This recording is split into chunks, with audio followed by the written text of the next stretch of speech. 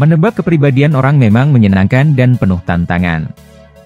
Pasti kamu juga pernah menebak-nebak kepribadian seseorang baik itu di kantor maupun di lingkungan sosial.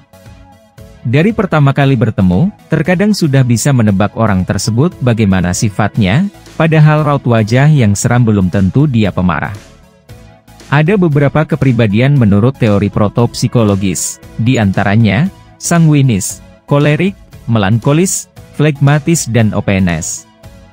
Namun dalam kebanyakan manusia memiliki kombinasi atau campuran dari kepribadian tersebut dan berproses.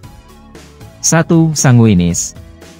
Para sanguinis adalah orang-orang yang memiliki jiwa terbuka, mudah bergaul, ceria, tegas, aktif, dan suka bersosialisasi. Sanguinis cenderung lebih ekstrovert dan menikmati menjadi bagian dari kerumunan. Mereka menemukan bahwa menjadi sosial, mudah bergaul, dan karismatik mudah dilakukan. Individu dengan kepribadian ini sulit melakukan apa-apa dan terlibat dalam perilaku mencari risiko yang lebih tinggi. Sanguinis juga memiliki kecenderungan seperti 1. Orang yang populer. 2. Suka cerita, banyak omong, dan selalu menjadi pusat perhatian dari orang-orang di sekitarnya. 3. Profesi yang berkutat di bidang entertainment atau hiburan biasanya diwarnai dengan orang-orang yang bertipe sanguinis. 4. Gampang bergaul dan mudah berteman. 5. Salah satu kelemahannya adalah sifatnya yang moody, atau tergantung suasana hati.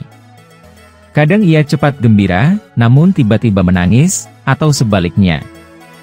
Sanguinis juga akan tumbuh dan berkembang dalam situasi yang demokratis, berbagai variasi hidup, kesenangan, pengakuan publik, banyak teman.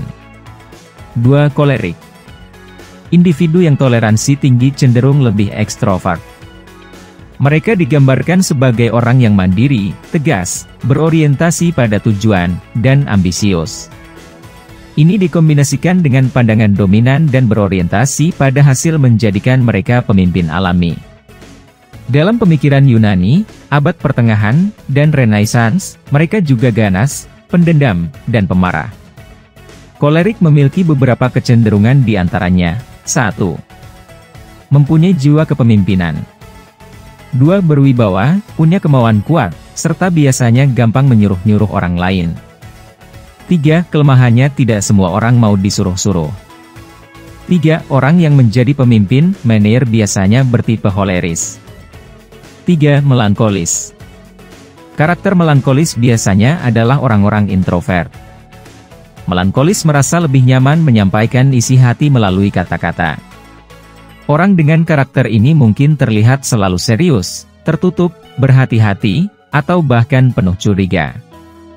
Mereka bisa menjadi terlalu sibuk dengan tragedi dan kekejaman di dunia, sehingga rentan terhadap depresi maupun kemurungan. Saat menunjukkan cinta dan kasih sayang kepada orang lain, mereka akan berusaha untuk menjadi yang dapat diandalkan.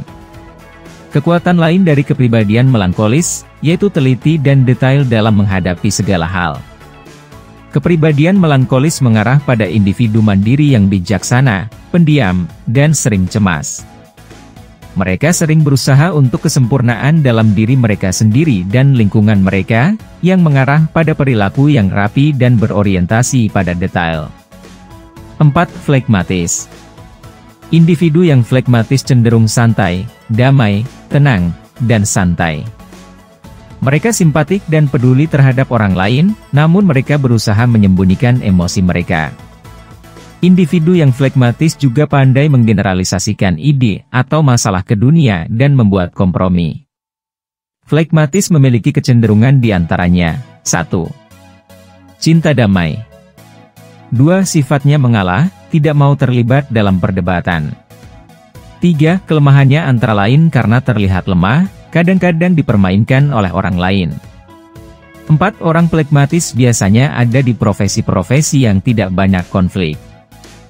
Kekuatan lain dari jenis kepribadian flegmatis, yaitu tidak suka menghakimi orang lain. Untuk itu, mereka dapat menyelesaikan masalah dengan netral, tidak bersikap subjektif, dan tidak memihak siapapun. Dilansir dari Biomolecular and Health Science, flegmatis juga dikenal sebagai pendengar yang baik. Mereka memiliki karakteristik penyayang, suka membantu orang lain, dan selalu berusaha menepati janji. Namun, kelemahan dari karakter ini, yaitu dikenal kurang antusias dan tidak suka dikritik.